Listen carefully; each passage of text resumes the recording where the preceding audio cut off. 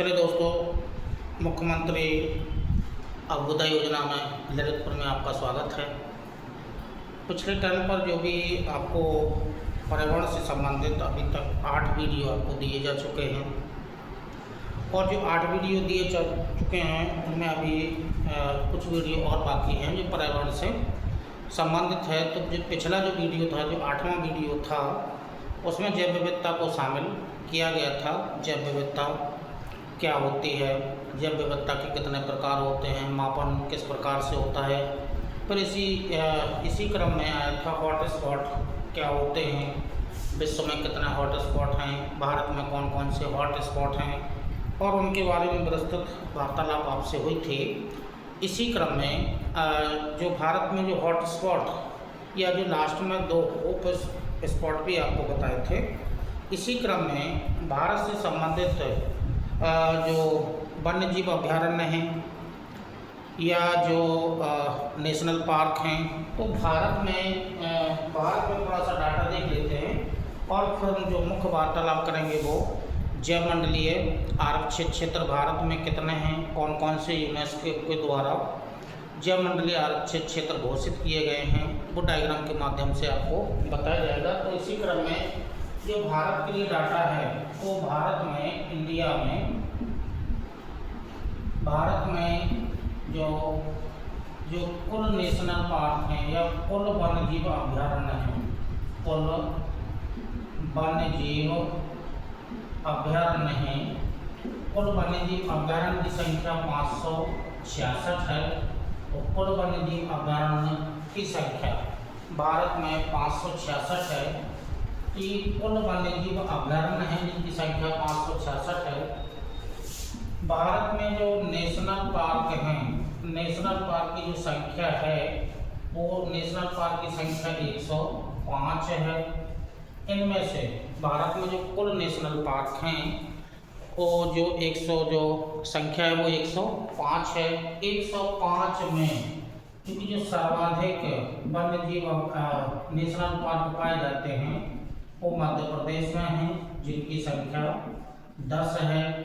अब जो 105 हैं, 105 में से जो सबसे बड़ा भारत में जो सबसे बड़ा नेशनल पार्क है वो हेमिस नेशनल पार्क है। हेमिस नेशनल पार्क है, नेशनल पार्क है। ये भारत में सबसे बड़ा है, जम्मू कश्मीर क्षेत्र से संबंधित है। तो भारत का सबसे बड़ा जो नेशनल पार्क है वो हेमिस नेशनल पार्क है, जम्मू कश्मीर में है। सबसे छोटा जो नेशनल पार्क है ये सबसे बड़ा है, और जो सबसे छोटा है वो साउथ बटन है। साउथ बटन जो कि निकोबार से संबंधित है, निकोबार आइलैंड से संबंधित है।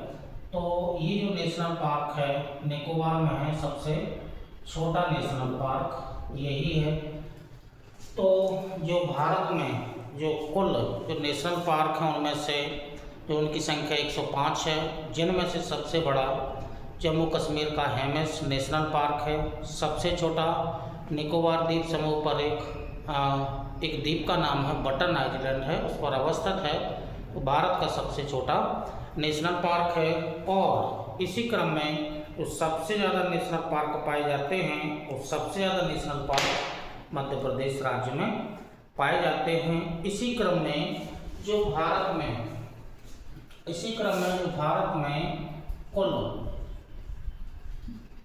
कुल जैव मंडलीय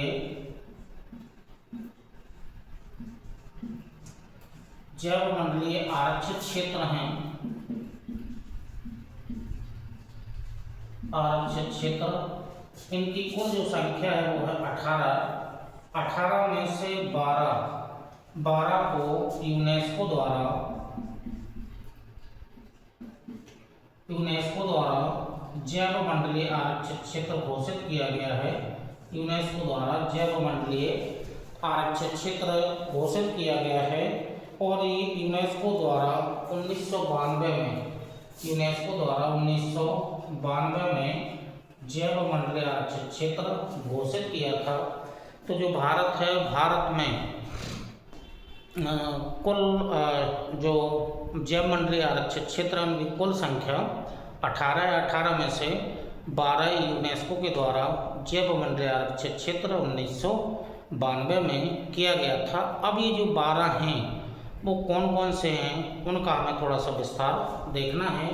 तो जो भारत है, भारत का डायग्राम के माध्यम से आपको दिखा रहे हैं, ये प्रमुख डाटा हैं जो आपको दिखाए गए हैं।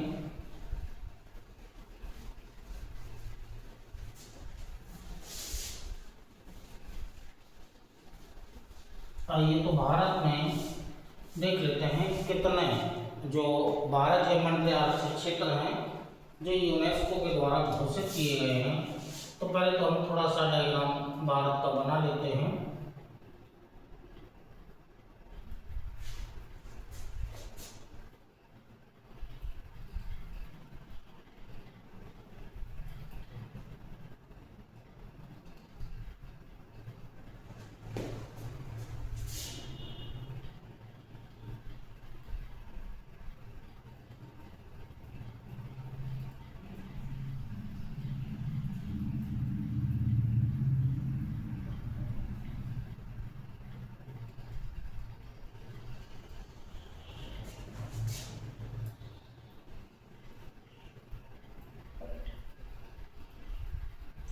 एक रफ डायग्राम है भारत का। तो भारत में हमें मोस्टली दिखाना है कि कौन कौन से जैव मंडलीय आरक्षित क्षेत्र हैं। तो जो भारत में जो प्रमुख जैव मंडलीय आरक्षित क्षेत्र हैं जो यूनेस्को के द्वारा घोषित किया गया है, तो सबसे पहले तो आइएगा जो नीलगिरी क्षेत्र है, ये नीलगिरी क्षेत्र है।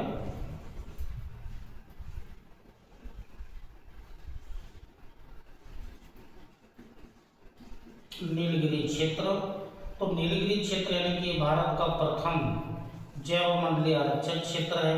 ये भारत का प्रथम जैव मंडलीय आरक्षित क्षेत्र है, प्रथम है ये भारत का। तो जो भारत का जो प्रथम जैव मंडलीय आरक्षित क्षेत्र है जिसे यूनेस्को के द्वारा घोषित किया गया था वो नीलगिरी पर्वतीय क्षेत्र है। नीलगिरी पर्वतीय क्षेत्र का विस्तार मोस्टली तमिलनाडु और केरल राज्य में इसका विस्तार है। तो भारत का प्रथम जो जैव मंडलीय आरक्षित क्षेत्र है वो नीलगिरी है।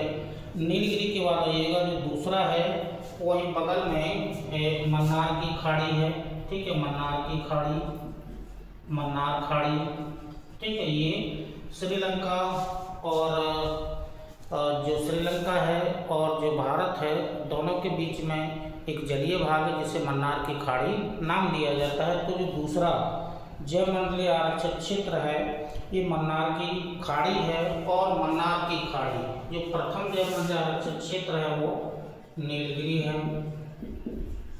नीलगिरी यानी कि भारत का ये प्रथम जैव मंडलीय आरक्षित क्षेत्र है। दूसरा है मन्नार की खाड़ी या मन्नार खाड़ी, ठीक है। ये भारत का सबसे बड़ा जैव मंडलीय आरक्षित क्षेत्र है। तो दो क्षेत्र आपको डायग्राम के माध्यम से दिखाए गए हैं, साउथ में है। अब जो तीसरा जो जैव मंडलीय आरक्षित क्षेत्र है वो यहाँ पर फैला होगा। ये जो क्षेत्र है ये सुंदरबन डेल्टा, सुंदरबन डेल्टा जो क्षेत्र है या जो सुंदरबन डेल्टा है, विस्तार इसका वेस्ट बंगाल में है, पश्चिम बंगाल में है। जो तीसरा जो जैव मंडलीय आरक्षित क्षेत्र है वो है सुंदरबन डेल्टाई क्षेत्र है, ये डेल्टाई क्षेत्र है। तो जो सुंदरबन डेल्टाई क्षेत्र है मोस्टली गंगा नदी का जो डेल्टाई मैदान या डेल्टाई क्षेत्र है जिसका विस्तार मोस्टली पश्चिम बंगाल में है। उसके अलावा जो अगला है वो नंदा देवी है। नंदा देवी चौथा नंदा देवी, एक चौथी है नंदा देवी, उत्तराखंड में है। तो ये जो उत्तराखंड वाला जो एरिया है ये उत्तराखंड वाला एरिया है, यहाँ पर है नंदा देवी। नंदा देवी जैव मंडलीय आरक्षित क्षेत्र है। नंदा देवी का संबंध उत्तराखंड राज्य से है, तो हिमालय पर्वतीय क्षेत्र में अवस्थित है। तो जो यूनेस्को के द्वारा नंदा देवी को जैव मंडलीय आरक्षित क्षेत्र घोषित किया गया था उत्तराखंड में अवस्थित है। जो अगला है वो है पांचवा है नौकरेक है, पांचवा नौकरेक। ठीक, ये नौकरेक का नेशनल पार्क है। तो नौकरेक का संबंध हो गया है यहाँ जो अरुणाचल प्रदेश वाला क्षेत्र है, नौकरेक अरुणाचल प्रदेश का क्षेत्र हो गया है। और ये भारत का सबसे छोटा बायो रिजर्व है, ये सबसे छोटा है। तो जो नौकरेक है, नौकरेक भारत का सबसे छोटा जो जयमंडली आरक्षित क्षेत्र है, नौकरेक है, ये सबसे छोटा है। इसी क्रम में जो अगला जो छठवां है वो है पचमढ़ी। पचमढ़ी जयमंडली आरक्षित क्षेत्र है। जो पचमढ़ी का जो संबंध है वो मोस्टली पचमढ़ी है जो सतपुड़ा पर्वतीय क्षेत्र है। तो यहाँ पर आएगा ये सतपुड़ा पर्वतीय क्षेत्र है, यानी कि सतपुड़ा पर्वतीय क्षेत्र है। यहीं पर एक पचमढ़ी नाम की चोटी है। ठीक है, तो ये पचमढ़ी जयमंडलीय आरक्षित क्षेत्र घोषित किया गया है। तो मध्य प्रदेश में इसका विस्तार है, पचमढ़ी है, एक चोटी है और सतपुड़ा पर्वत पर इसका विस्तार है। तो जो भारत का जो बायो रिजर्व है, जयमंडलीय आरक्षित क्षेत्र है, जिसे यूनेस्को के द्वारा घोषित किया गया है। अब जो दो क्षेत्र हैं, एक तो अचक जो सातवां है वो अमरकंटक पर्वतीय क्षेत्र है और जो आठवां है वो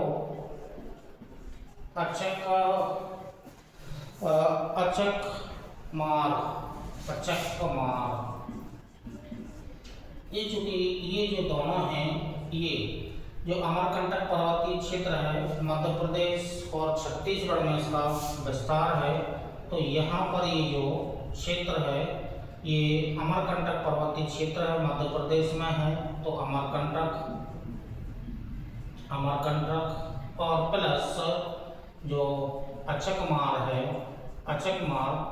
तो ये दोनों का विस्तार एमपी और छत्तीसगढ़ राज्य में है।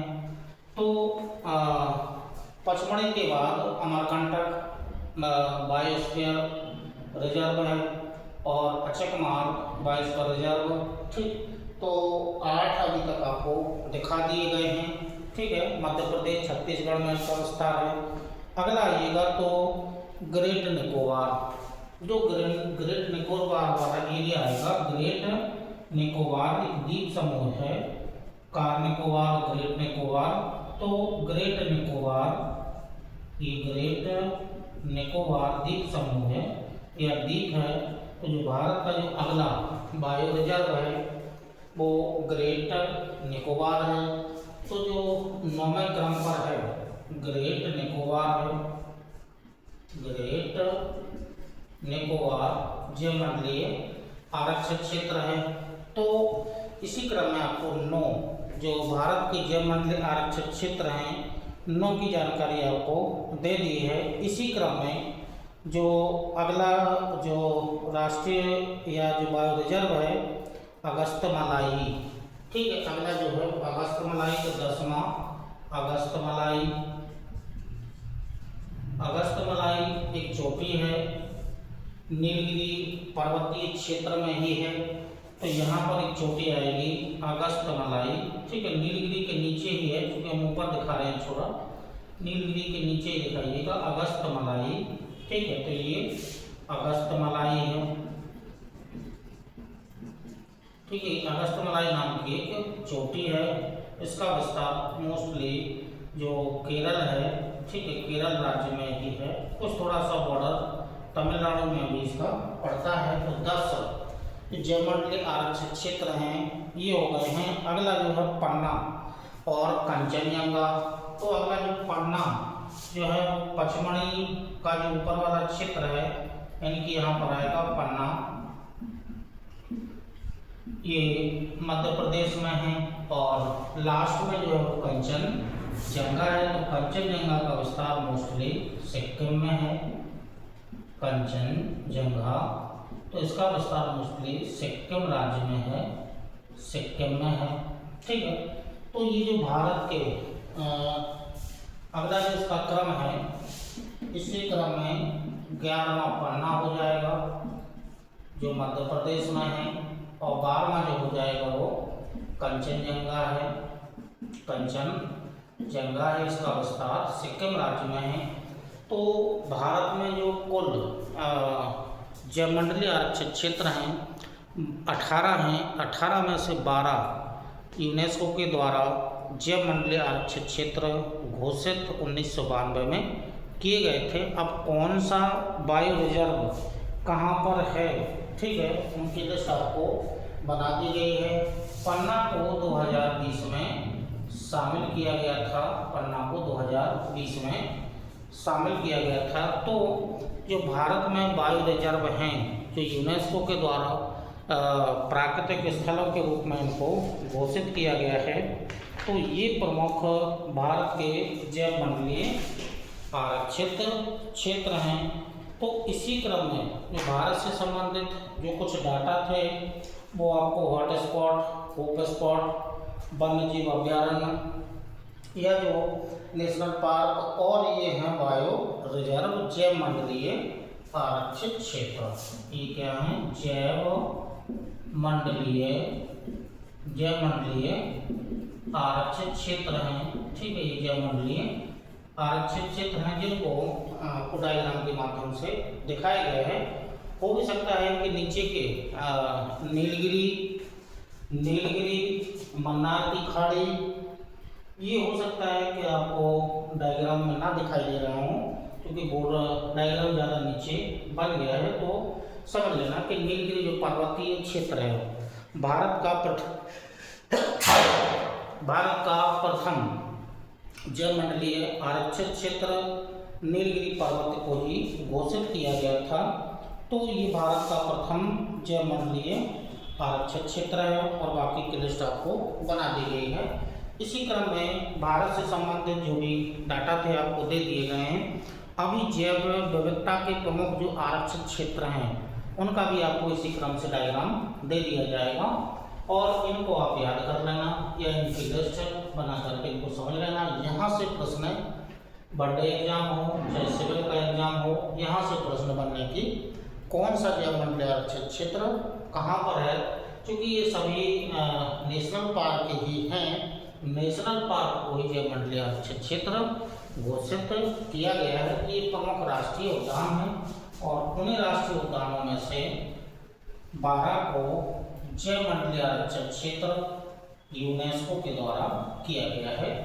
अब इसी क्रम में जो जैव विविधता थी, तो जैव विविधता से संबंधित ये कुछ जो प्रकार हैं, मापन हैं या जो हॉटस्पॉट के क्षेत्र हैं, इनके अलावा ये सब जानने के बाद एट लास्ट में क्योंकि जैव विविधता वाला टॉपिक बड़ा जैसे पारिस्थितिकी तंत्रता ऐसे यह भी है, तो इसी क्रम में हम जैव विविधता का महत्व क्या है तो उस महत्व को हम समझ लेते हैं कि जैव विविधता का महत्व क्या है। जैव विविधता का क्या महत्व है, तो आप ऐसे पॉइंट के रूप में आप नोट कर लीजिएगा महत्व को। जैव विविधता का महत्व,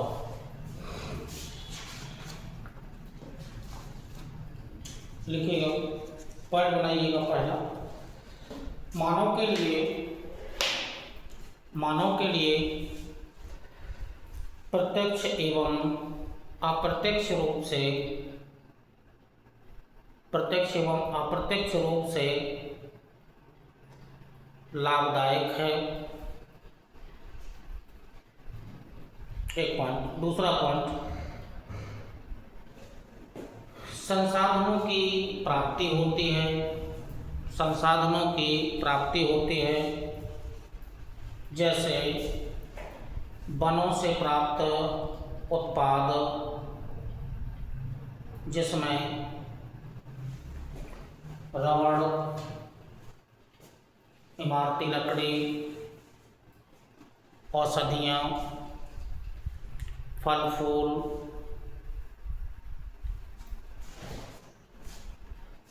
और इसके अलावा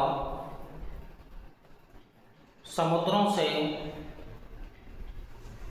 समुद्री संसाधन के रूप में मछलियाँ,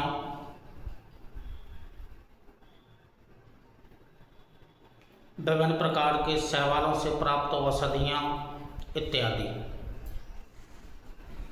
अगला पॉइंट,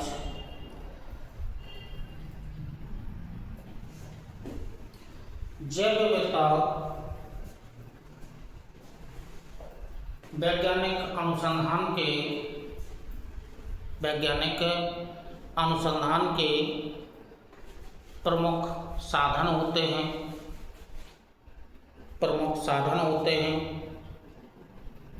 अगला पॉइंट, जैव विविधता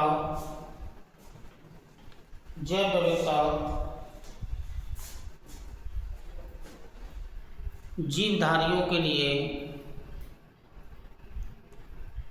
जीवन का आधार होती है।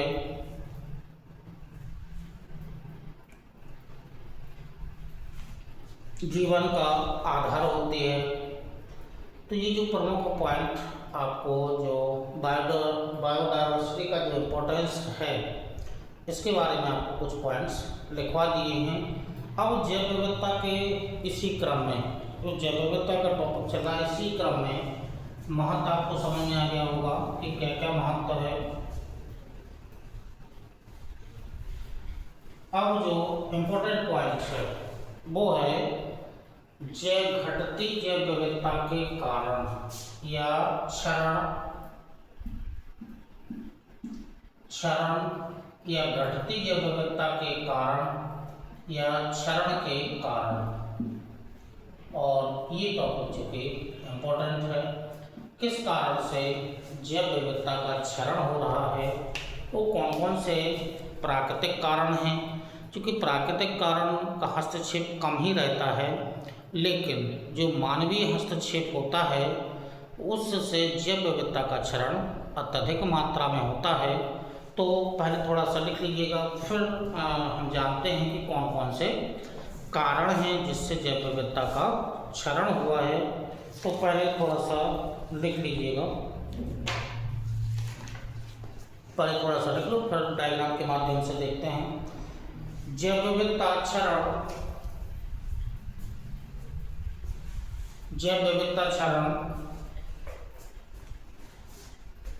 एक प्राकृतिक प्रक्रिया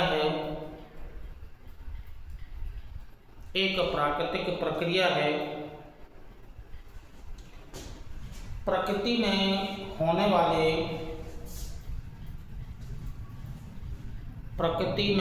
वाले परिवर्तन, जैसे जलवायु परिवर्तन,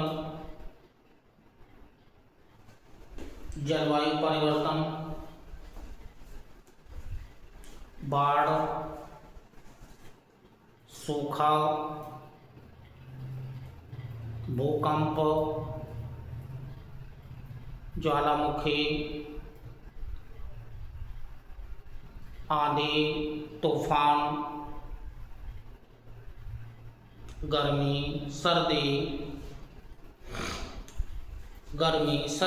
आदि जीवों की जातियों एवं प्रजातियों का क्षरण होता रहता है,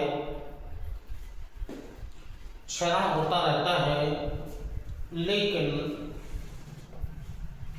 मानवीय गतिविधियों या हस्तक्षेप के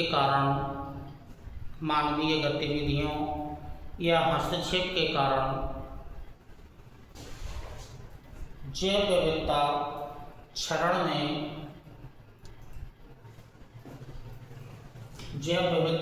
में अत्यधिक वृद्धि हुई है। अत्यधिक वृद्धि हुई है, जिसके प्रमुख कारण हैं, अब नंबर एक में आओ, आवास विनाश।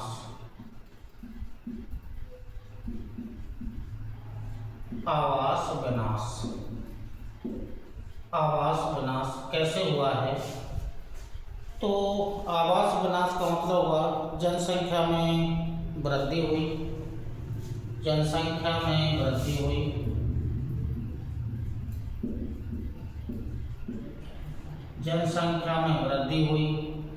वृद्धि होने से मानवीय आवश्यकताएं बढ़ी, मानवीय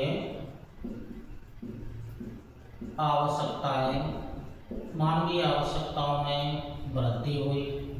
जब मानवीय आवश्यकताओं में वृद्धि हुई तो जीवों के आवासों को क्षति हुई, क्योंकि मानवीय आवश्यकताएं बढ़ी।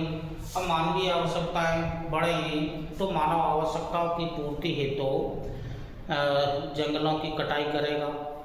जो मैदानी क्षेत्र हैं, फसलों वाले क्षेत्र हैं, कृषि योग्य भूमि है, उसमें आवास या रेलवे लाइन, रोड, पुल वगैरह इनका निर्माण करेगा। तो जो जीव हैं जो प्राकृतिक रूप से निवास करते हैं, तो जीवों के आवास में क्या हुई? क्षति हुई। ठीक है, ये क्षति हुई, जिसका परिणाम ये निकला कि जैसे एग्जाम्पल में ऑलिव रिडले, ये एग्जाम्पल है, ऑलिव रिडले एक कछुआ की प्रजाति है। ऑलिव रिडले ये कछुआ की एक प्रजाति है जो मोस्टली उड़ीसा का जो भितरकड़ का राष्ट्रीय उद्यान है या जो चिल्का झील के आसपास का क्षेत्र है, ये वहाँ मानवीय गतिविधियों का हस्तक्षेप ज़्यादा हुआ, तो उस क्षेत्र में रहने वाले या उनका निवास मोस्टली उड़ीसा के तटीय क्षेत्र में ही है, तो मानवीय गतिविधियों का हस्तक्षेप हुआ। तो जो ऑलिव रिडले कछुए की प्रजाति है, उसकी संख्या में धीमे धीमे करके कमी आ रही है या कमी हो रही है। तो आवास विनाश होने से जो जैव विविधता का जो प्रमुख जो क्षरण हो रहा है, आवास विनाश से हो गया है। दूसरा आइएगा तो आवास विखंडन, नंबर 2 पर आवास विखंडन।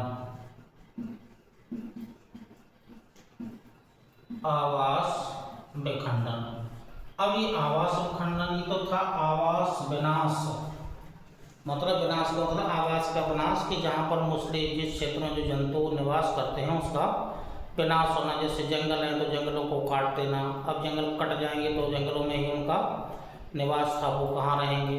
ठीक है, ये है आवास विखंडन है। तो आवास विखंडन में जैसे आवास का विखंडन क्यों हुआ कि मानवीय आवश्यकताएं बढ़ी, तो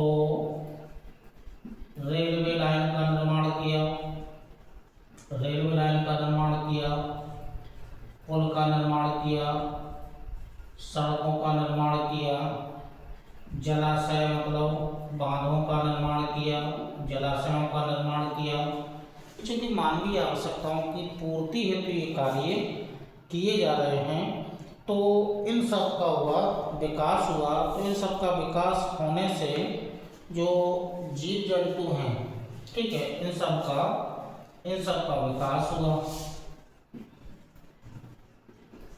इनका विकास होने से जो जीव जंतु हैं या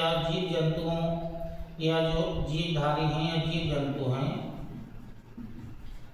जंतुओं के रहन सहन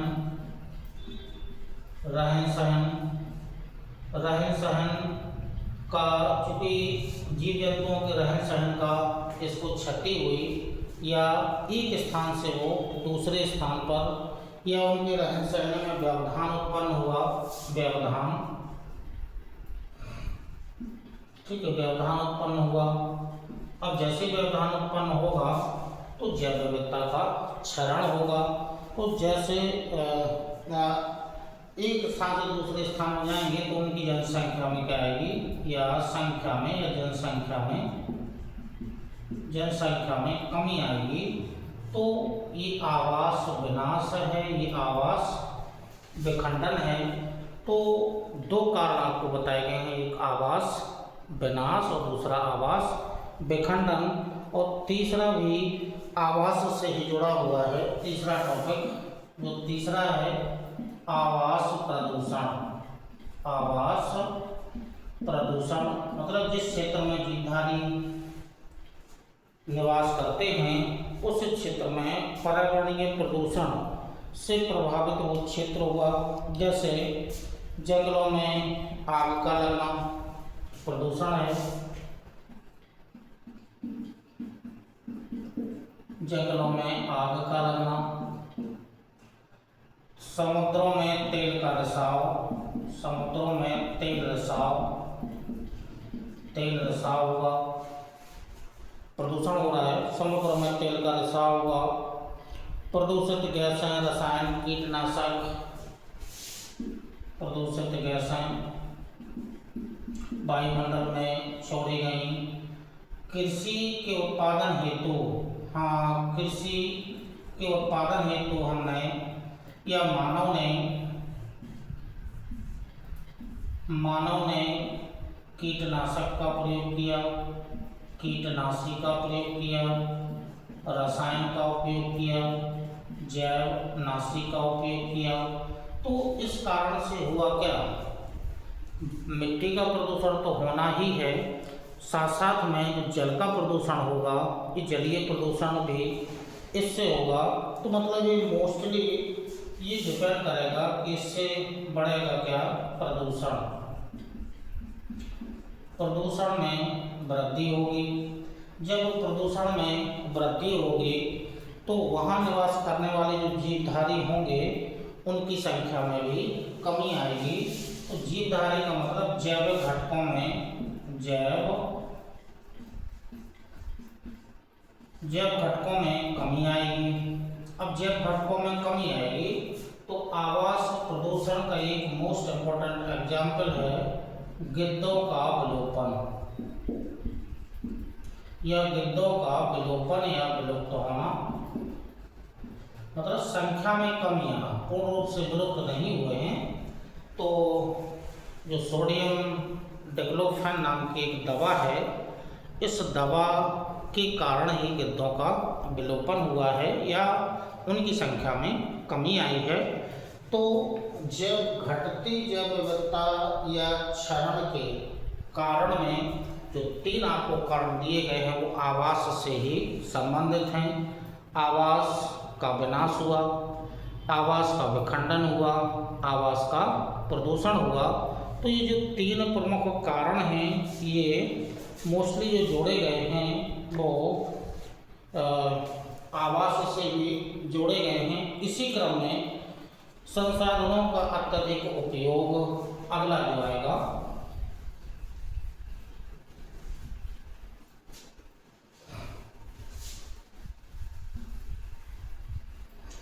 संसाधनों का अत्यधिक उपयोग इम्पोर्टेंट कारण है।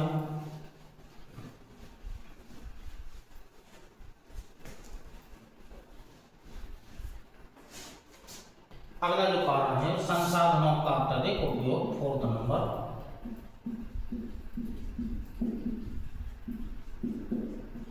का अत्यधिक उपयोग।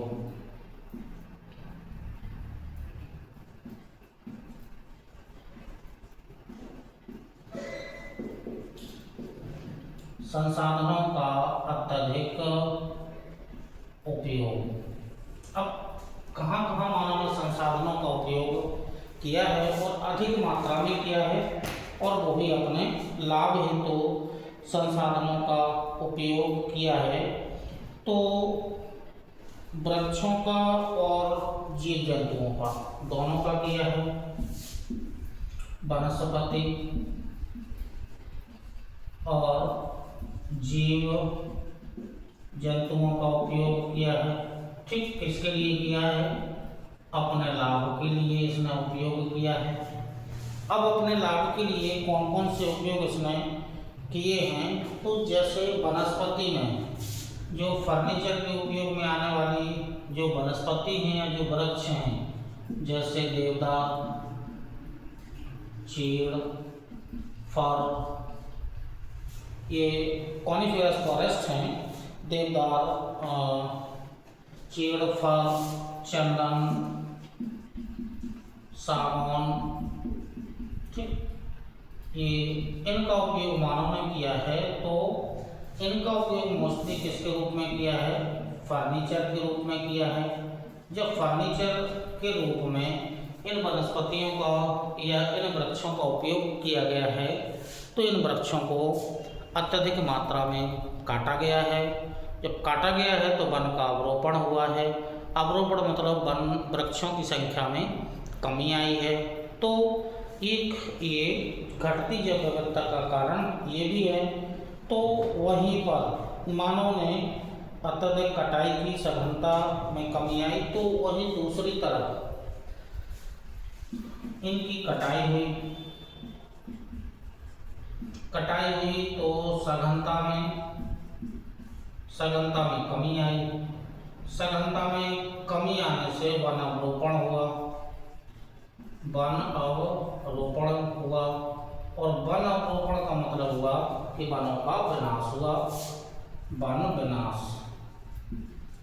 ये वन विनाश की प्रक्रिया हुई, ठीक, एक तरफ। दूसरी तरफ मानव ने जंतुओं का उपयोग अपने लाभ के लिए किया। अपने लाभ के लिए जंतुओं का प्रयोग किया। अब अपने लाभ के लिए जंतुओं का उपयोग का मतलब होगा बाघ, चीता, शेर, ठीक है, बाघ, चीता, शेर, हाथी, गैंडा, हिरण, इनका उपयोग किया। तो इनको मानव ने अपने लाभ के लिए इनको मारा। मतलब या तो इन जंतुओं से विशेष प्रकार की औषधियाँ प्राप्त होंगी, या इन जंतुओं का उपयोग सजावट की वस्तुओं के रूप में किया जाएगा, ठीक है। राजा रजवाड़ों में सजावट के रूप में इन जंतुओं का शिकार ज़्यादा किया जाता था। हिरण के सींगों को अपने द्वारे पर ऊपर लटका देना, या हाथी के दांतों से विभिन्न प्रकार की चूड़ियाँ वगैरह ये सब बनाना, गैंडा के हाथी से जो नशीली दवाएं होती हैं इनको बनाना, चीता, शेर, बाघ, इनकी जो स्किन होती है, जो खाल होती है, उसका उपयोग विभिन्न रूपों में करना। तो ये सब जो प्रक्रियाएं चली, मानव ने अपने लाभ के लिए ये सब कार्य किए। वनस्पति को बृहद स्तर पर काटा, जीव जंतुओं का शिकार बृहद स्तर पर किया, तो इनकी संख्या में कमी आई है। तो ये चूँकि वनस्पति और जीव जंतु दोनों जैव विविधता के प्रमुख घटक हैं, और दोनों में ही क्या आ रही है? कमी आ रही है। तो इससे जैव विविधता का क्या होगा? जैव विविधता का क्षरण होगा, ठीक है। दूसरी तरफ जो अन्य जाएंगे, उन्नत प्रजातियों का आगमन, अगला जो टॉपिक है 5वां।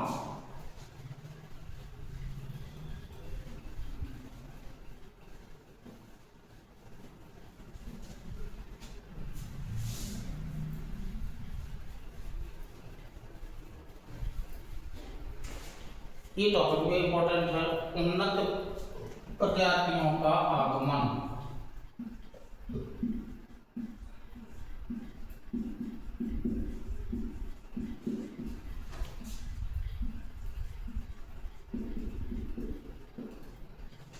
अब उन्नत प्रजातियों का आगमन, उन्नत प्रजातियों का मतलब जीन में परिवर्तित करके हाइब्रिड स्पीसीज को बनाना, और उससे अत्यधिक लाभ लेने के लिए जीन में परिवर्तन करके और हाइब्रिड जो स्पीसीज होती है उसका निर्माण किया जाता है, या कुछ जीनों में परिवर्तन करके अत्यधिक लाभ देने वाली किस्मों का या किस्मों का उपयोग किया जाता है।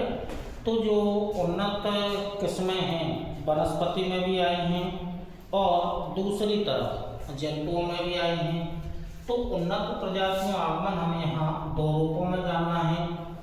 एक तो वनस्पति की या फसलों की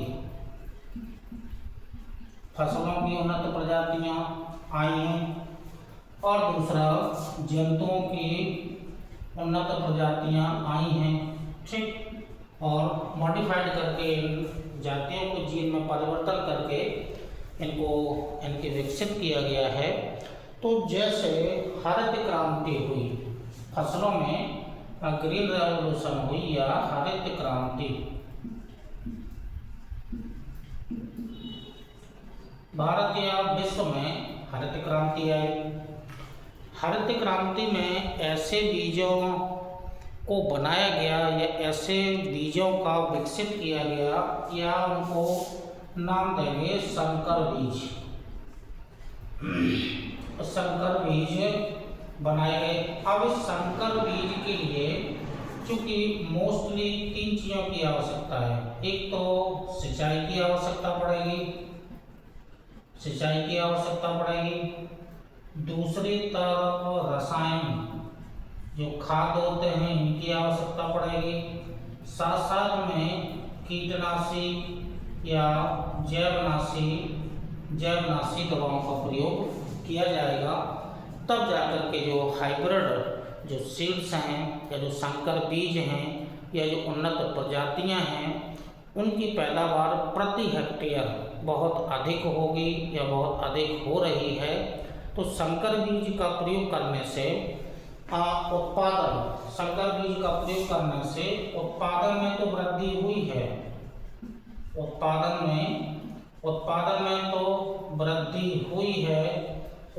में वृद्धि होने से मानव को लाभ तो हुआ है, लेकिन विभिन्न प्रकार के प्रदूषण इससे उत्पन्न हुए हैं और साथ में इनकी जो उत्पादन में तो वृद्धि हुई है, लाभ हुआ है, लेकिन गुणवत्ता में क्या आई है? गुणवत्ता में कमी आई है।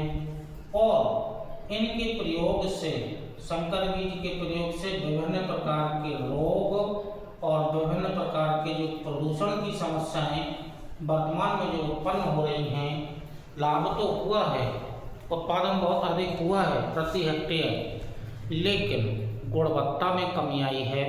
और गुणवत्ता में कमी आने के साथ साथ विभिन्न प्रकार के प्रदूषण, जल प्रदूषण, मिट्टी का प्रदूषण, ये बहुत सारे प्रदूषण की समस्याएं साथ साथ में भी उत्पन्न हुई हैं।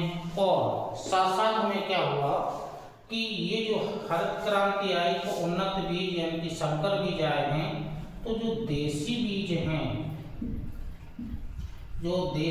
हैं इन बीजों का प्रयोग कम कर लिया गया है, क्योंकि जो देसी जो फसलें थी या देसी गेहूं, चना, मटर थे वो उनमें गुणवत्ता अच्छी थी और मानव शरीर के अनुकूल थे। पोषक तत्वों की अधिकता पाई जाती थी, मतलब गुणवत्ता अधिक पाई जाती थी। हाँ, भले ही उत्पादन प्रति हेक्टेयर बहुत कम होता था, कंपोस्ट खाद का प्रयोग करके ही इनको उगाया जाता था।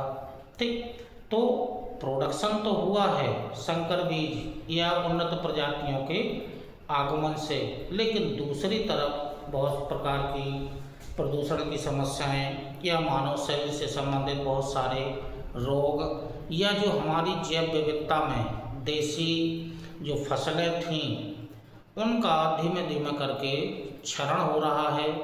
ठीक है, वो फसलें बहुत कम बोई जाती हैं, तो जो देसी बीज हैं वो धीमे धीमे करके विलुप्त होते जा रहे हैं। तो उन्नत प्रजातियों के आगमन से ठीक एक तरफ तो लाभ हुआ है, लेकिन दूसरी तरफ हानियां भी दिखाई देने लगी हैं। वहीं दूसरी तरफ चले तो जो जंतुओं का है, अब जंतुओं में भी जो देसी गाय और भैंस जो जैव विविधता के प्रमुख घटक थे, अब उनके स्थान पर जो संकर यानी कि जो संकर प्रजाति हैं, संकर प्रजातियां, अब संकर प्रजातियों का पालन मानव के द्वारा अत्यधिक किया जा रहा है। क्यों? क्योंकि यह अत्यधिक मात्रा में जो संकर गाय और भैंस हैं अत्यधिक मात्रा में दूध देते हैं और ये मानव के लिए लाभकारी भी है। लेकिन ये संकर प्रजातियों के आने से इनकी जो दुग्ध उत्पादन है या जो समझिएगा श्वेत क्रांति है, श्वेत क्रांति तो आई, श्वेत क्रांति में वृद्धि हुई, दुग्ध का उत्पादन बढ़ा। श्वेत क्रांति मीन्स दुग्ध उत्पादन में तो वृद्धि हुई, लेकिन वही जो हमारे देसी गाय और भैंस थे उनको अत्यधिक मात्रा में अब उतना उनको महत्व नहीं दिया जा रहा है। जबकि देसी मतलब प्राकृतिक, ठीक है, देसी घी, देसी सब्जी, देसी जो भी होता है, देसी मतलब प्राकृतिक। तो जो देसी गाय भैंस हैं, देसी गाय और भैंस हैं, इनकी संख्या में क्या आ रही है? संख्या में कमी आ रही है। जबकि इनका जो दूध था वो गुणवत्ता, इनमें गुणवत्ता बहुत अधिक थी। जबकि ये जो दूध यहाँ संकर प्रजातियों का दूध है उसमें गुणवत्ता क्या है? उसमें गुणवत्ता की कमी है, इनकी गुणवत्ता कम है। और विभिन्न प्रकार के इस दूध का उपयोग करने से विभिन्न प्रकार के रोग भी मानव शरीर में उत्पन्न हो रहे हैं। क्यों? क्योंकि मानव अपने अत्यधिक लाभ के लिए जो प्राकृतिक रूप से गाय भैंस दूध देती है, सुबह शाम देती है, लेकिन मानव अपने लाभ के लिए इन संकर प्रजातियों में ऑक्सीटोसिन इंजेक्शन को कई बार दिन में 2-3 बार, 3 या 4 बार दूध निकालते हैं ऑक्सीटोसिन इंजेक्शन को लगा करके।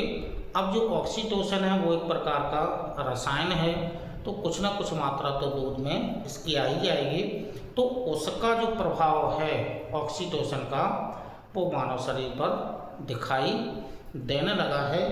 तो संकर बीज के आगमन से या उन्नत प्रजातियों के आगमन से जो हमारे प्राकृतिक देसी जो फसलें थीं या जो देसी गाय भैंस थी उनकी संख्या में धीमे धीमे करके कमी आ रही है। मतलब जैव विविधता का क्षरण का ये भी प्रमुख कारण है। तो ये जो 5वां है ये है जैव विविधता के उन्नत प्रजातियों के आगमन से। ठीक है, अब इसी क्रम में जो अगला है, इसी क्रम में जो आगे है कि हमने एक फसलीय कृषि को ज़्यादा महत्व दिया है। तो इसी क्रम में जानते हैं कि एक फसलीय कृषि को महत्व देने से जैव विविधता का कैसे क्षरण हुआ है। तो घटती जैव विविधता के कारण में 5 पॉइंट आपको दिए गए हैं या 5 पॉइंट आपको बताए हैं।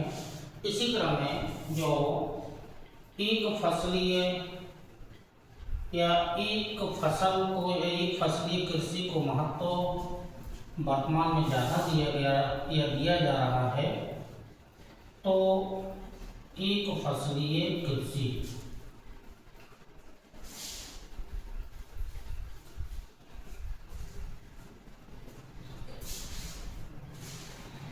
अगला चरण के कारण है नंबर 6, एक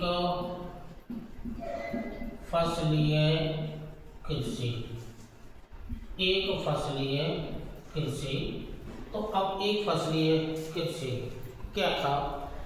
जब प्रारंभ में चूँकि जब सिंचाई के साधन नहीं थे, रासायनिक खाद, कीटनाशक, जैवनाशक, ये सब इन सब का उत्पादन पहले या इनका जो उत्पादन है पहले नहीं हुआ था या इसका विकास नहीं हुआ था, तो या इनकी खोज नहीं हुई थी, तो उस समय सिंचाई के साधन नहीं थे,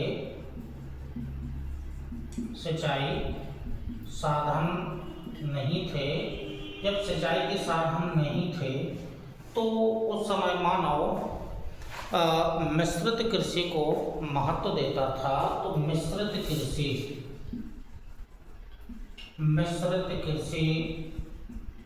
को या मिश्रित कृषि को महत्व अधिक देता था। अब मिश्रित कृषि से क्या होता था कि जो घरेलू आवश्यकताएं हैं, मतलब एक ही जो खेत है या एक जो क्षेत्र है उसमें थोड़ा सा चना, मसूर, मटर, सरसों, आलू, प्याज, धनिया, मतलब जो घरेलू आवश्यकताओं की जो चीज़ें थीं जिनकी कम आवश्यकता पड़ती है, थोड़ी थोड़ी मानव एक ही खेत में बो देता था।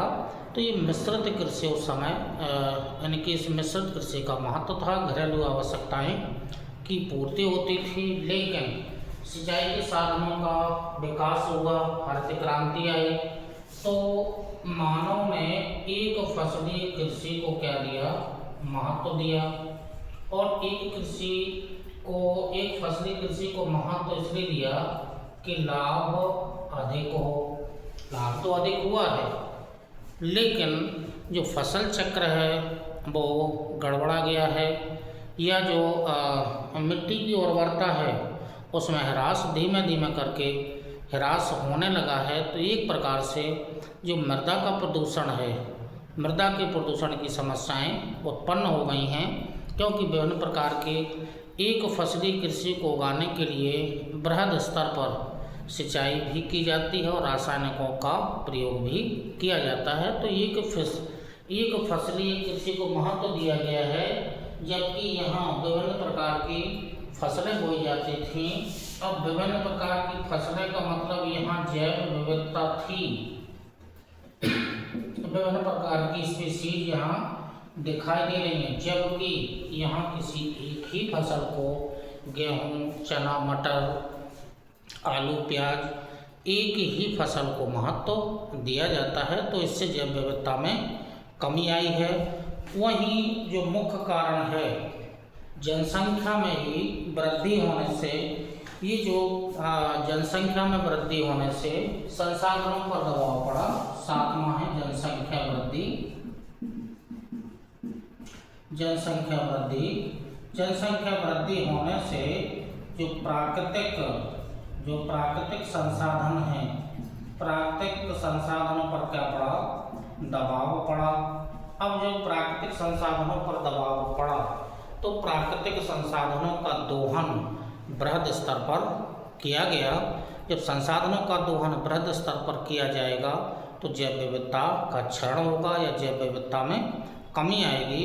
वहीं दूसरी तरफ जो कृषि है वो औद्योगिक कृषि को वर्तमान में महत्व भी दिया जा रहा है। तो जो अगला क्रम है, 8वां है, वो औद्योगिक कृषि।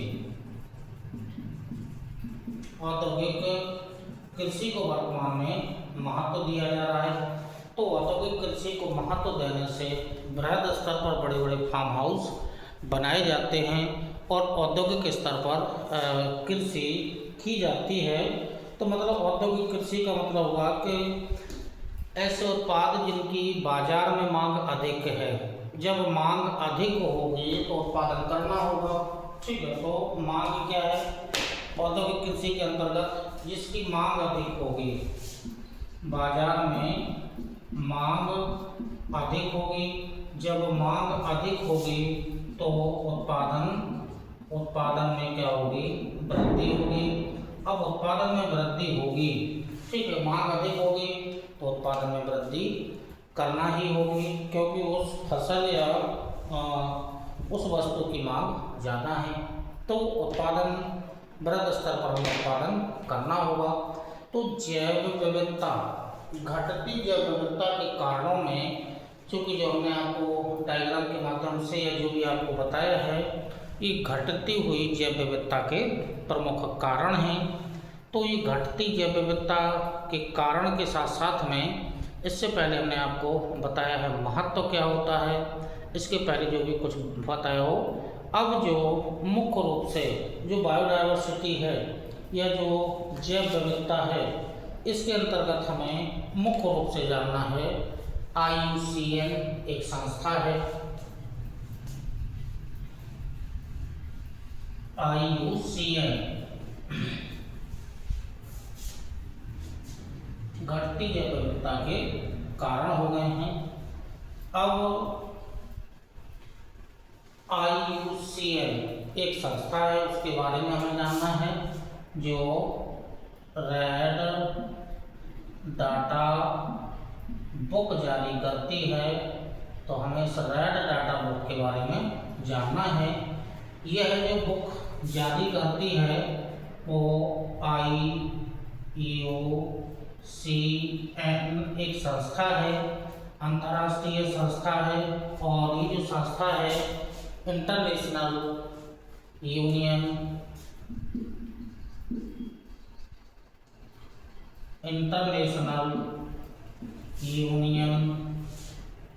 फॉर कंजर्वेशन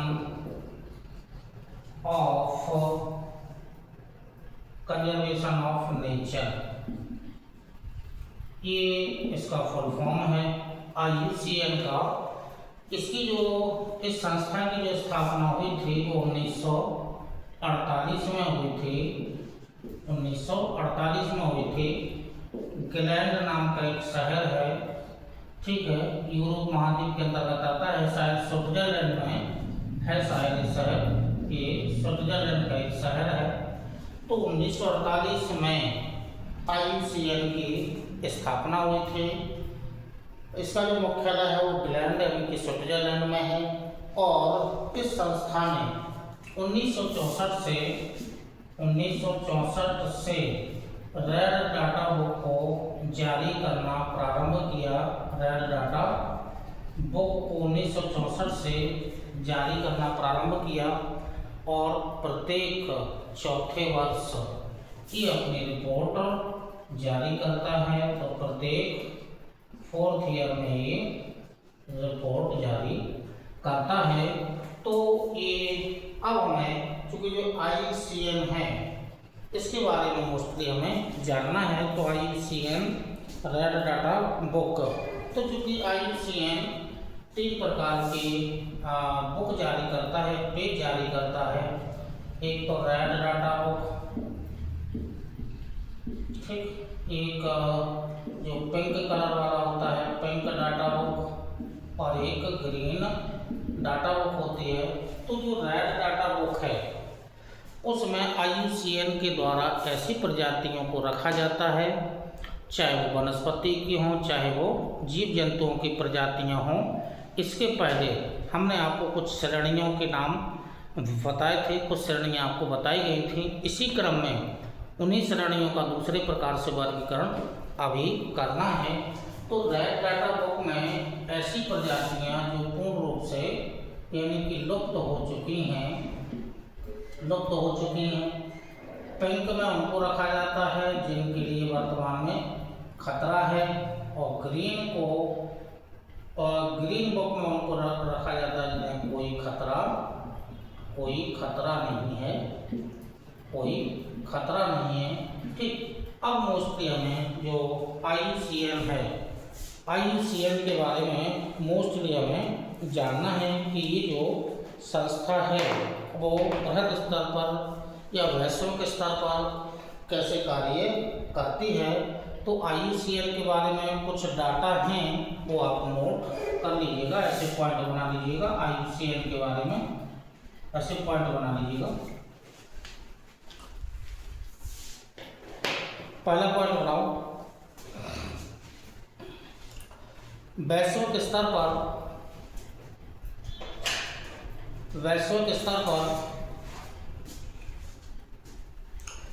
प्रजातियों, उपप्रजातियों या किस्मों की संरक्षण की स्थिति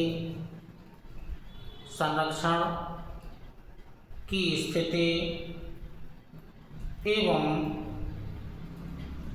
विलुप्त होने का कारण देती है।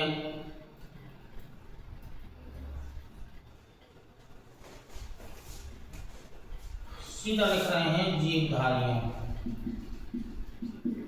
इनका क्या संरक्षण की स्थिति है और विलुप्त होने की कितनी संभावना है, ये हमें डाटा प्रदान करती है। एक पॉइंट। दूसरा पॉइंट, संरक्षण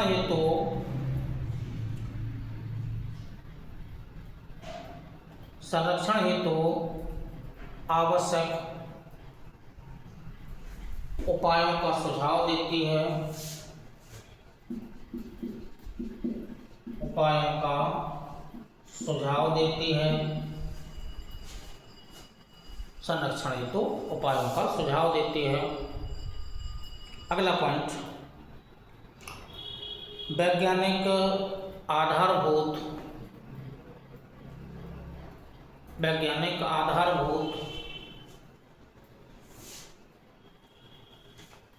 सुविधाएं उपलब्ध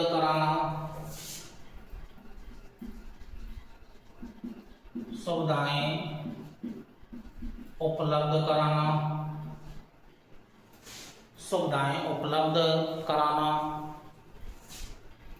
और लास्ट पॉइंट लिख लीजिएगा, रेड डाटा बुक में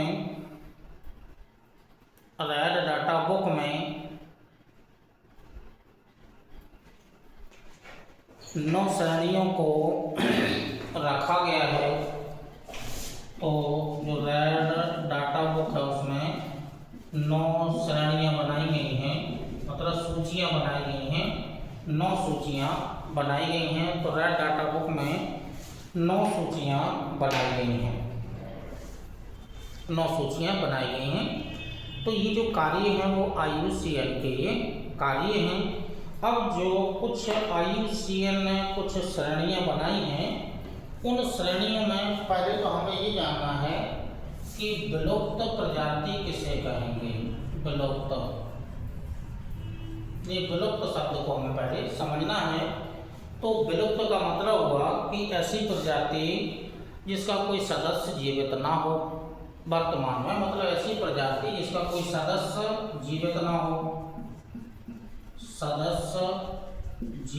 हो, एक पॉइंट हो जाएगा। और यदि कोई सदस्य जीवित है और समय के अनुसार उपस्थिति ना मिले तो भी उसे विलुप्त प्रजाति के रूप में माना जाएगा। तो समय के अनुसार ना मिले या उपस्थित ना हो, समयानुसार उपस्थित ना हो, ठीक है, तो ऐसी प्रजाति को हम घोषित कर देते हैं विलुप्त प्रजाति के रूप में, उसे हम घोषित कर देते हैं। तो विलुप्त की ये डेफिनेशन हो गई कि समय के अनुसार कोई, यानी कि मतलब ये कि उस प्रजाति का कोई सदस्य जीवित ना हो, और यदि जीवित है तो समय के अनुसार उपस्थित ना हो या उपस्थिति उसकी दर्ज ना हो, तो उस प्रजाति को हम विलुप्त की श्रेणी में रख देते हैं। अब जो विलुप्त की श्रेणी के अलावा है कुछ और हैं जिनको हम एक क्रम से रेड डाटा बुक के अनुसार कुछ दे रहे हैं। तो इसी क्रम में गंभीर संकटग्रस्त, सुवेद, निकट संकट और संकट मुक्त, ये श्रेणियां हैं। तो ये जो श्रेणियां बांटी हैं वो रेड डाटा बुक के अंतर्गत हैं। तो इसी क्रम में इनके, तो ये पॉइंट इम्पोर्टेंट भी है।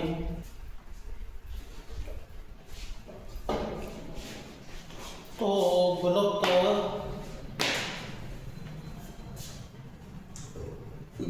प्रजाति किसे कहा जाएगा? जिसका कोई सदस्य जीवित ना हो, और यदि जीवित है तो समय अनुसार उपस्थित ना हो, ऐसी प्रजाति को विलुप्त की श्रेणी में रखा जाता है। तो जैव विविधता में हमने आपको पहली श्रेणियाँ आपको बता दी थी कि कौन कौन सी प्रजातियाँ हैं जो विश्व स्तर से या भारत स्तर से समाप्त हो चुकी हैं। उसमें मैमथ भी आया था, बिलूबक भी आया था, अंटार्कटिका भेड़िया भी आया था, और ग्लोसोप्टेरस नाम की एक वनस्पति थी वो भी आया था, और डायनासोर, ये वो प्रजातियां हैं जो पृथ्वी की सतह से विलुप्त हो चुकी हैं, लुप्त हो चुकी हैं। तो इसी क्रम में कुछ श्रेणियां हैं जो IUCN ने दी हैं, उसके अनुसार थोड़ा सा हम देख लेते हैं कि कौन कौन सी श्रेणियां हैं उसके अनुसार और कौन कौन सी प्रजातियां उसके अंतर्गत आती हैं।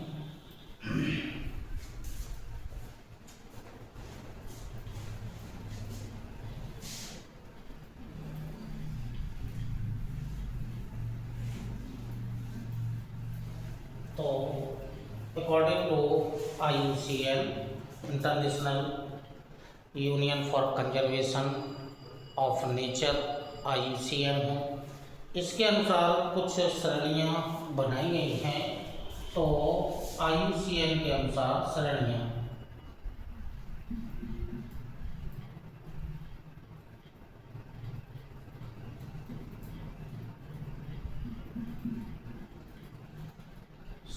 हैं। अब वो कौन कौन सी श्रेणियां हैं, यहाँ एक लिस्ट ऐसे बना लीजिएगा।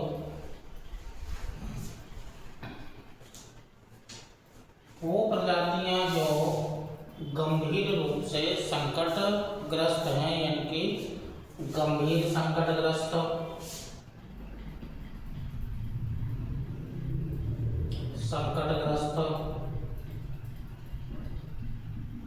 प्रजातियां क्या हैं, इनके बारे में हमें जानना है। दूसरा जो है वो संकटग्रस्त के रूप में है, संकटग्रस्त।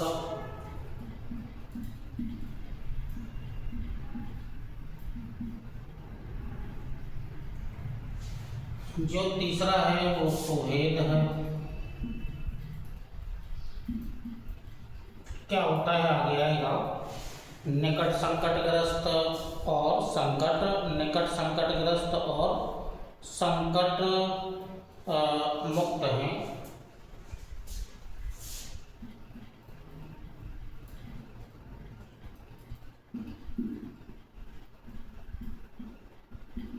निकट संकटग्रस्त और संकटग्रस्त मुक्त मतलब कोई खतरा नहीं है, संकट मुक्त। कि अब ये होते क्या क्या हैं, इनमें किसको रखा जाएगा? चूँकि जो संकट मुक्त हैं इनको तो जो ग्रीन डाटा बुक है इसमें ही रखा जाएगा।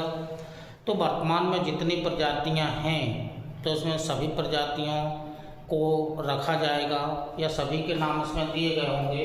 लेकिन यहाँ पर जो संकटग्रस्त, गंभीर संकटग्रस्त, इनकी संख्या में धीमे धीमे करके कमी, इनकी संख्या में धीमे धीमे करके वृद्धि होती जाएगी और संकट मुक्त में बहुत ज़्यादा प्रजातियां आएंगी, क्योंकि जीव जंतु और वनस्पति दोनों की प्रजातियों को रखना है।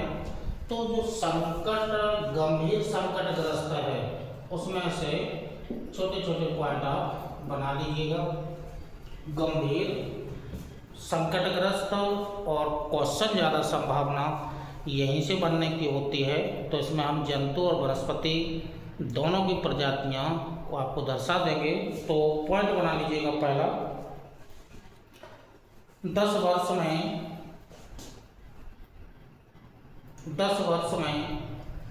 90% कमी आई हो, यानी कि 90% कमी 10 वर्ष में। एक पॉइंट, 10 वर्षों में 90% कमी आ रही हो या कमी आई हो तो उस प्रजाति को हम गंभीर संकटग्रस्त की श्रेणी में रख देंगे। वर्तमान में केवल 50 सदस्य बचे हों,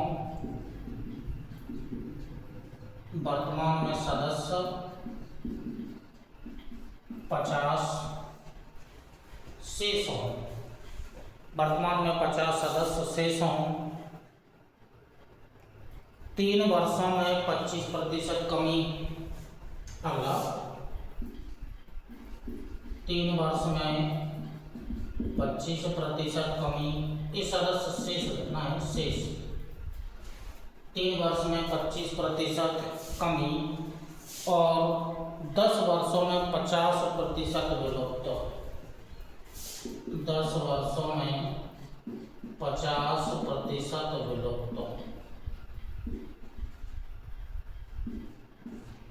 यदि ये डाटा आते हैं और ये पॉइंट उस प्रजाति के बारे में लागू होते हैं तो उस प्रजाति को गंभीर संकटग्रस्त की श्रेणी में रख दिया जाता है। डाटा स्पष्ट लिखे हैं। 10 वर्षों में 90% की कमी, 10 वर्ष में 50% विलुप्त हो चुके हों, 3 वर्ष में 25% की कमी आ रही हो, वर्तमान में केवल 50 सदस्य ही शेष हों, तो ऐसी वनस्पति और जीव जंतु की प्रजाति को गंभीर संकटग्रस्त की श्रेणी में रख दिया जाता है। तो ये गंभीर संकटग्रस्त है। अब जो दूसरा डाटा लेना है वो संकटग्रस्त किसे कहा जाएगा या किस प्रजाति को हम संकटग्रस्त की श्रेणी में रख देंगे। तो 10 वर्षों में 10 वर्ष में 70% कमी आई हो, वहाँ 90% आ रही थी, यहाँ 70% की कमी है। 10 वर्ष में 90%, यहाँ 10 वर्ष में 70% की कमी आ रही हो, 250 सदस्य शेष हों, वर्तमान में 250 सदस्य शेष बचे हों। इसके अलावा 20 वर्षों में 20% विलुप्त हो चुके हों। 20 वर्ष में 20%, 20 वर्ष में 20% विलुप्त हो चुके हों। तो ये जो 3 पॉइंट हैं इस संकटग्रस्त की श्रेणी में इन्हें रखा जाता है। तो ये संकटग्रस्त विलुप्त हो चुके, विलुप्त की आशंका रखना है, आशंका हो, होने की आशंका हो। तो गंभीर संकटग्रस्त में जो एग्जाम्पल हैं वो मोस्ट हैं।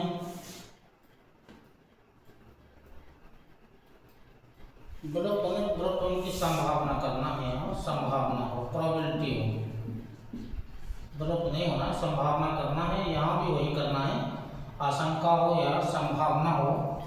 इसमें एग्जाम्पल ज़्यादा इम्पोर्टेंट होंगे।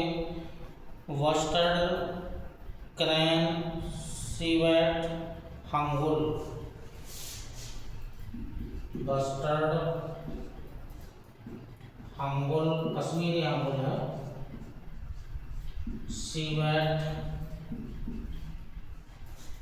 सीवेट और क्रैन पक्षी है।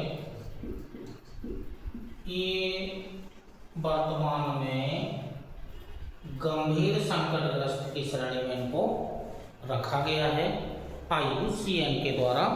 संकटग्रस्त में संगाई हिरण, इसमें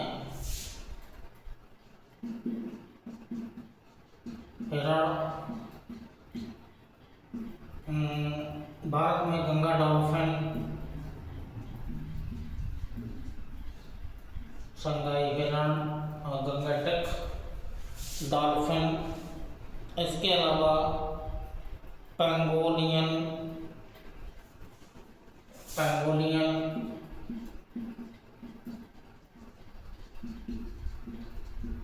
बंगाल टाइगर,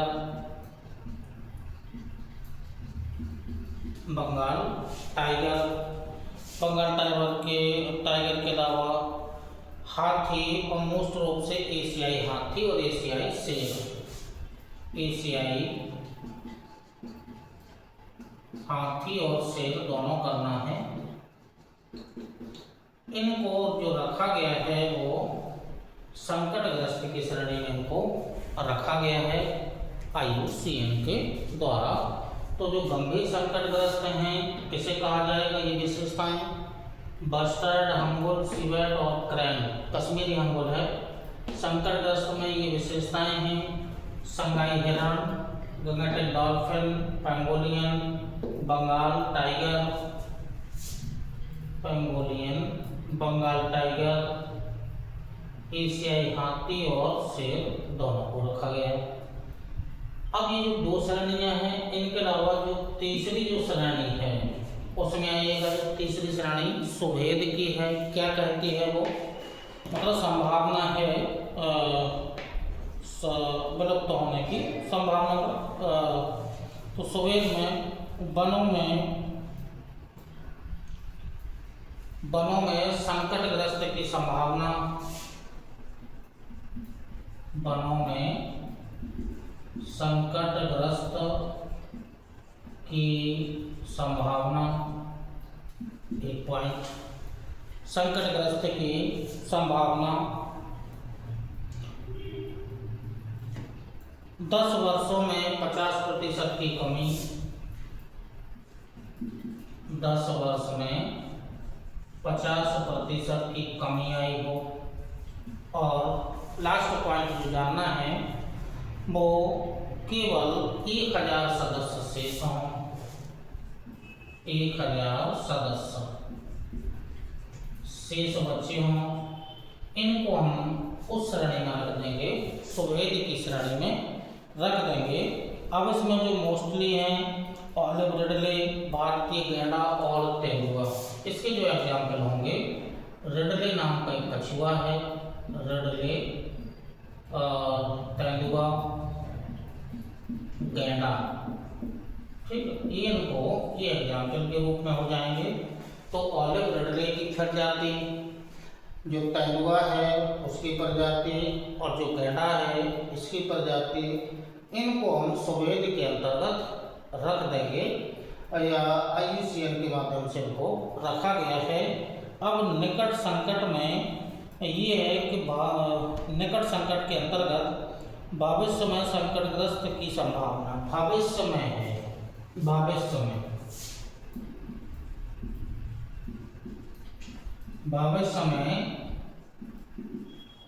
संकटग्रस्त की संभावना, ठीक। और भविष्य में यदि संकटग्रस्त की संभावना है तो उसे निकट संकटग्रस्त में उसको रख दिया जाएगा।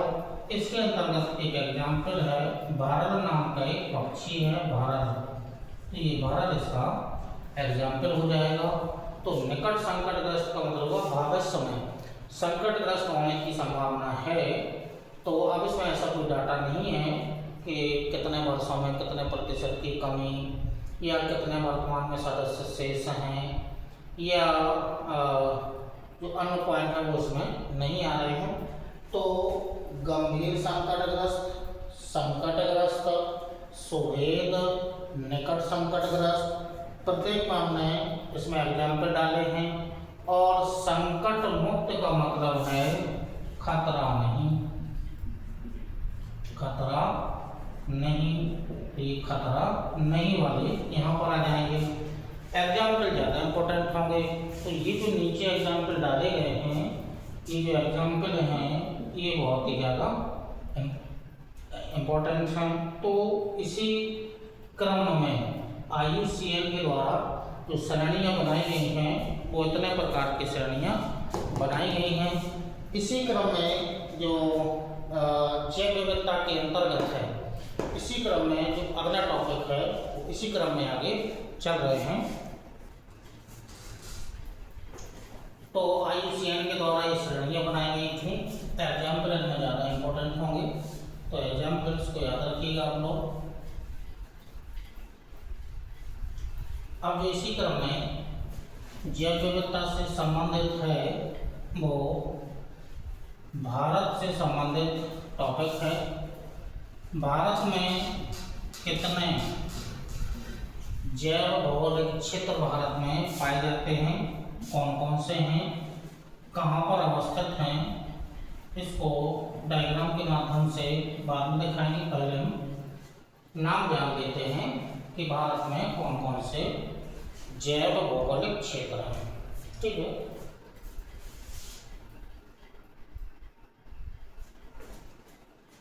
जैव भौगोलिक क्षेत्र,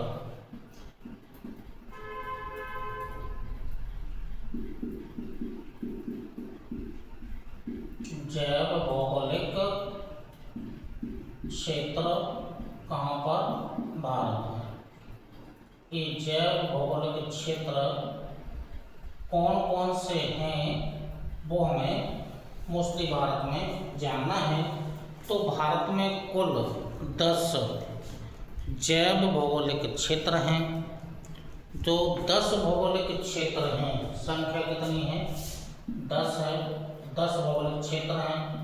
कौन कौन से हैं वो यहाँ लिस्ट में देख लीजिएगा। एक तो है ट्रांस हिमालय वाला क्षेत्र है। जो दूसरा क्षेत्र इसके अंतर्गत आएगा। ट्रांस हिमालय के बाद हिमालय वाला क्षेत्र। हिमालय के बाद आएगा जो मरुस्थल है, थार का मरुस्थल है, वो मरुस्थल वाला क्षेत्र। जो पश्चिमी घाट है, पश्चिमी घाट वाला क्षेत्र जैव भौगोलिक क्षेत्र के अंतर्गत है। पश्चिमी घाट, दक्कन ट्रैप वाला क्षेत्र, दक्कन ट्रैप का क्षेत्र। दक्कन ट्रैप के अलावा जो अर्धशुष्क क्षेत्र हैं, ये अर्धशुष्क क्षेत्र भी जैव भौगोलिक क्षेत्र के अंतर्गत आता है। इसके अलावा जो भारत में है गंगा मैदान,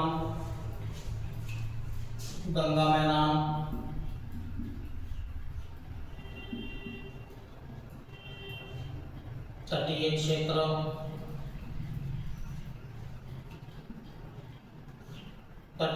के अलावा जो उत्तरी पूर्वी क्षेत्र है, या जो उत्तरी पूर्वी क्षेत्र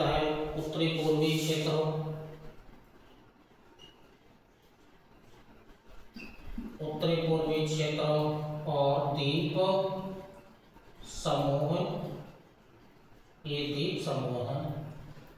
1 2 3 4 5 6 7 8 9 और 10। ये भारत में जैव भौगोलिक क्षेत्र हैं, जो जैव विविधता से जुड़े हुए क्षेत्र हैं। तो ये भारत में 10 भौगोलिक जैव क्षेत्र हैं। अब इनको डायग्राम के माध्यम से यदि इनको हम भारत में दिखाएं तो भारत का डायग्राम हमें बनाना होगा।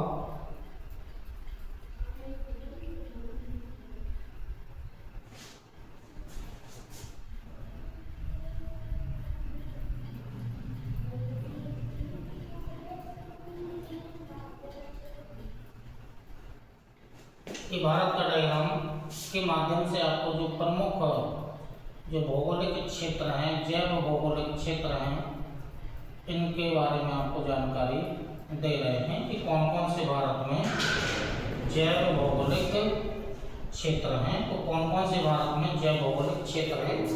तो जो पहला जो क्षेत्र है ट्रांस हिमालय है। तो जो जम्मू कश्मीर का जो नॉर्थ वाला क्षेत्र है, ये ट्रांस हिमालय है।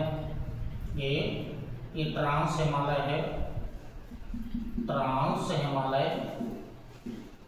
और ट्रांस हिमालय के अंतर्गत जो मोस्टली आता है वो काराकोरम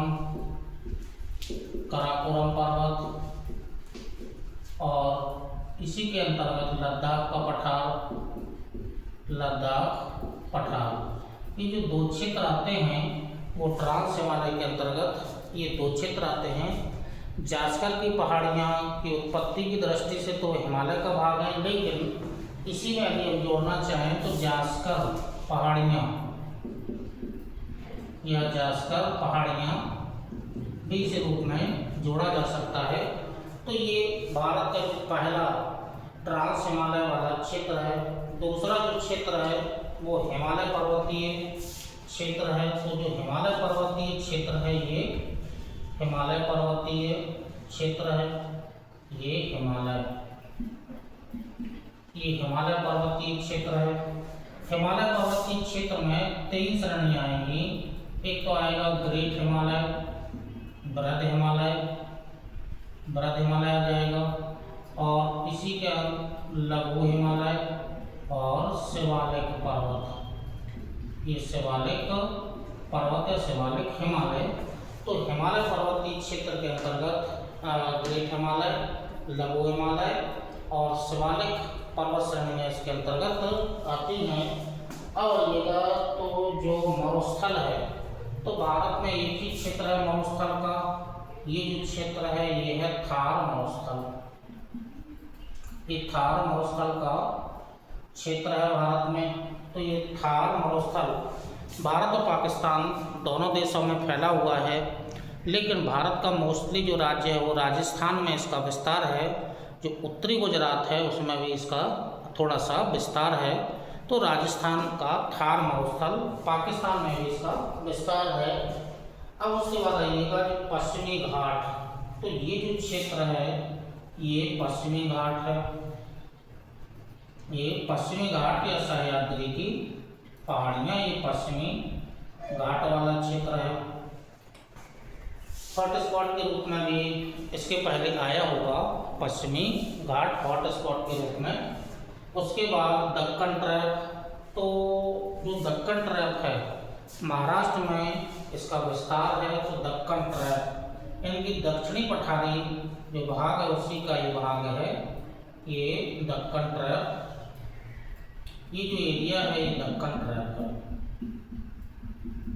मुख्यतः विस्तार महाराष्ट्र राज्य में है ये दक्कन ट्रैप। ये दक्कन ट्रैप वाला एरिया है, महाराष्ट्र में इसका मोस्टली विस्तार है। तो दक्कन ट्रैप का विस्तार मोस्टली महाराष्ट्र में है, महाराष्ट्र में इसका विस्तार है। अर्धशुष्क क्षेत्र के अंतर्गत जो अर्धशुष्क क्षेत्र है, एक तो जो दक्कन पठारी क्षेत्र है यहीं पर अर्धशुष्क क्षेत्र है। अदरवाइज ये वाला जो क्षेत्र है जो पंजाब, उत्तरी राजस्थान या जो ये बुंदेलखंड का जो पठारी क्षेत्र है, ठीक है, ये जो क्षेत्र है अर्धशुष्क के रूप में है, अर्धशुष्क क्षेत्र के रूप में है। अर्ध मतलब जहाँ पर वर्षा कम होती है तो उस क्षेत्र को अर्धशुष्क घोषित कर दिया जाता है। तो ये अर्धशुष्क क्षेत्र है। इसके अलावा गंगा का मैदान। तो ये वाला जो एरिया है ये गंगा का मैदानी क्षेत्र है। तो ये गंगा का मैदान है, ये वाला एरिया गंगा यमुना या गंगा का मैदान कहिएगा, ये गंगा मैदान है। ये गंगा का मैदानी क्षेत्र है। अब इसके अलावा तटीय क्षेत्र। तो ये जो एरिया आ रहा है ये तटीय क्षेत्र है, ये तटीय क्षेत्र है। इसके अलावा ये भी तटीय क्षेत्र है, ये तटीय क्षेत्र है, ये तटीय क्षेत्र होंगे, ये तटीय क्षेत्र के अंतर्गत है। तो भी तटीय क्षेत्र है, तटीय क्षेत्र हो गया आठवां। उत्तरी पूर्वी क्षेत्र। तो जो उत्तर पूर्वी जो भारत है ये वाला जो क्षेत्र है ये उत्तरी पूर्वी भारत है, उत्तरी पूर्वी क्षेत्र ये तटीय क्षेत्र के अंतर्गत आएंगे। तो उत्तरी पूर्वी क्षेत्र के अंतर्गत आएंगे। अब जो भारत में जो द्वीप समूह है, द्वीप समूह के अंतर्गत एक तो मोस्टली यहाँ अरब सागर में विस्तार है, लक्षद्वीप समूह, और जो दूसरा क्षेत्र है वो अंडमान निकोबार द्वीप समूह, अंडमान निकोबार ये द्वीप समूह के रूप में आएंगे। तो इस प्रकार से जो भारत में जो 10 जैव भौगोलिक क्षेत्र हैं जिसमें इनका विस्तार नाम यहाँ पर लिखे गए हैं, बाकी का यहाँ डायग्राम के माध्यम से आपको दर्शा दिया गया है। तो लक्षद्वीप समूह, अंडमान निकोबार द्वीप समूह ये द्वीप समूह के रूप में है, ठीक है। तो इसी क्रम में जो आगे आपको जो जैव विविधता वाला टॉपिक अभी पूरा नहीं हुआ, अभी हमें संरक्षण जानना है, विश्व विरासत एक संधि है उसको जानना है, बहुत सारे कानून बनाए गए हैं जैव विविधता से संबंधित उसको जानना है, और बहुत सारे सम्मेलन भी हुए हैं विश्व स्तर पर उनको भी हमें जानना है। तो इसी क्रम में जो आगे जो ऑनलाइन क्लास आपको दी जाएगी वो इसी क्रम में आपको दी जाएगी। तब तक के लिए नमस्कार, धन्यवाद और जय हिंद।